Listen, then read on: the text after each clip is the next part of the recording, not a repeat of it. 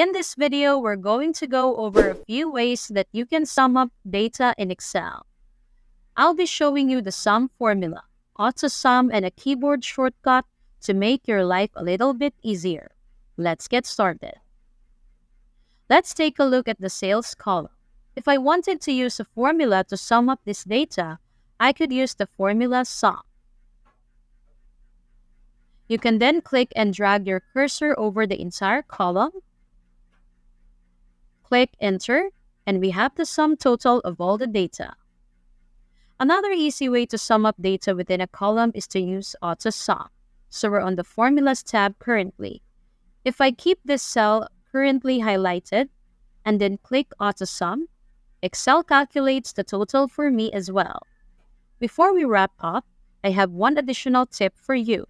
Excel has a keyboard shortcut to perform the AutoSum function, and that is the Alt equals key on your keyboard. After clicking that, Excel will sum up this data for you.